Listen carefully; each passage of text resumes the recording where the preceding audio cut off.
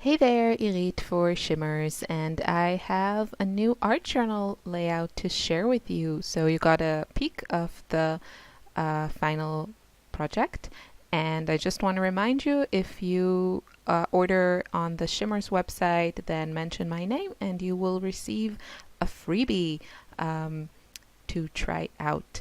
So I am working in my Jane Davenport large journal. I can't um, stress enough how much I enjoy this journal. I'm kind of getting a little bit anxious because I think I'm more than 3/4 through it, and I love it, and it's not available in Europe, so I guess maybe I'll activate one of my American connections and get my hands on a couple more of these. So I'm starting with a really simple um, application of color. You can see I'm using this palette knife type of, spatula type of thing, and just spreading around some pink and white acrytones paint.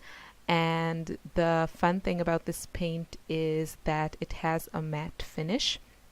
It dries super fast, and it's really fantastic for writing on top of it, and you'll just see how things kind of behave a little bit differently. The mists that I'm going to use, the sprays, colorings, and I think also some vibes, which are just different sprays from the shimmer line. Some have shimmer in them and some are without shimmer.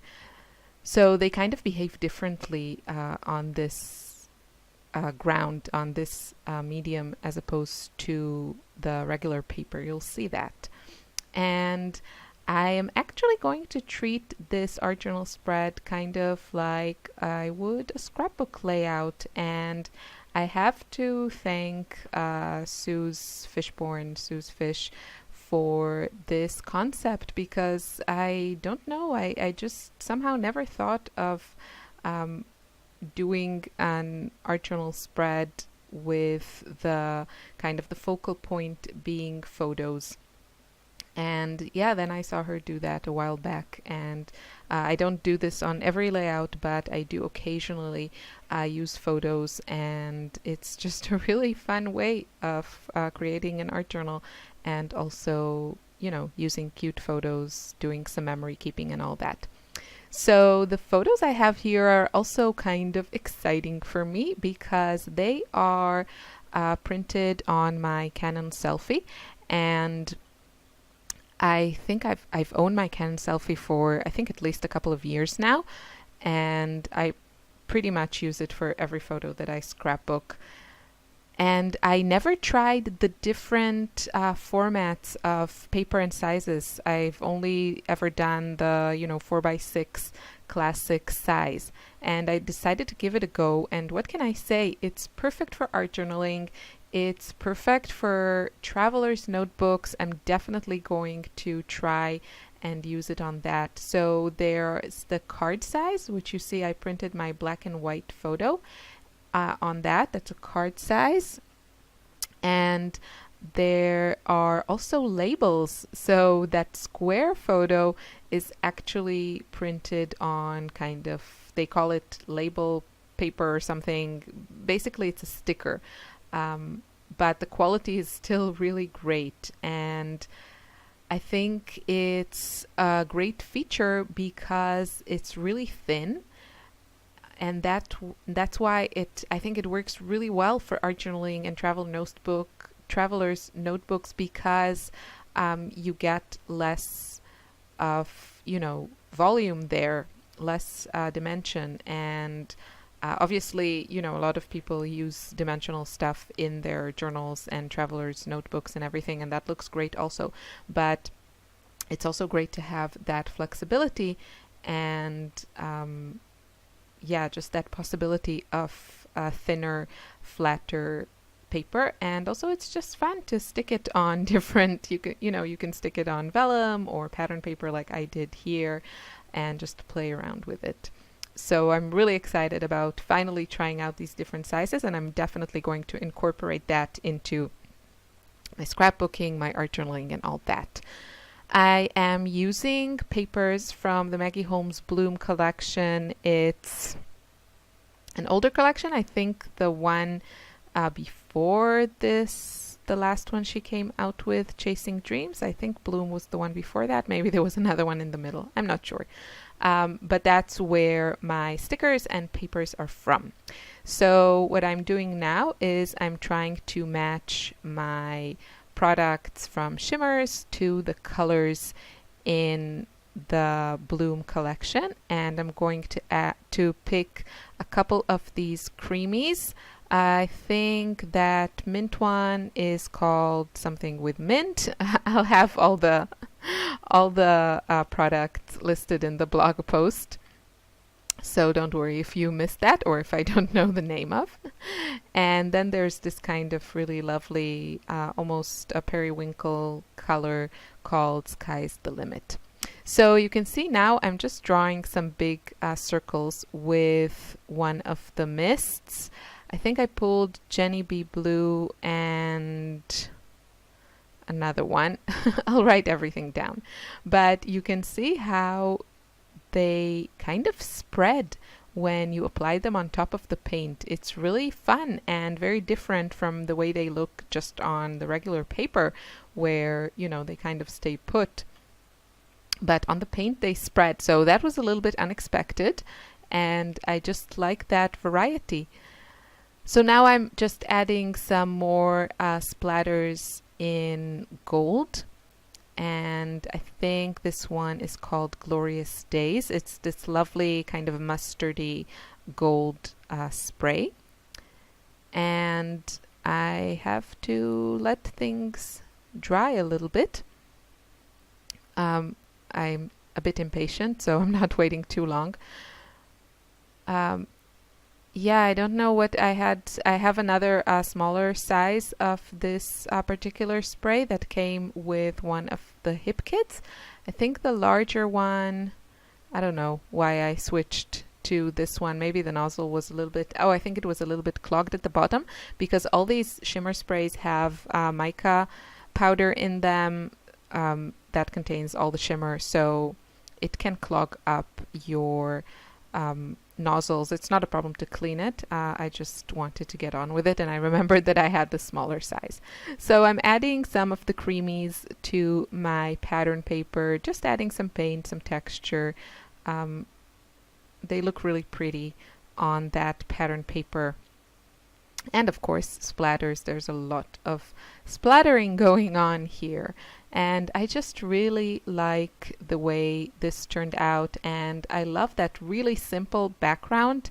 You know, it takes no time at all to make, and because I also left quite a bit of white space, you know, above and below that pink blob, it doesn't look too busy. I mean, it's still, you know, it has its presence, this big pink blob. You could, of course, make it smaller, or you can really kind of create it around your clusters there. So just around your pattern papers. You don't have to like make it all the way across like I did. So just a few more possibilities to play with this design. And I'm also going to add a little bit of that gold spray, and round brushes are great for adding splatters. And that's it. I'm going to glue that pattern paper with my photos, and now I'm just going to embellish with some stickers. And because I chose my spray paints and creamies according to the colors of this collection, I know I can add whatever I want, and it's all going to coordinate.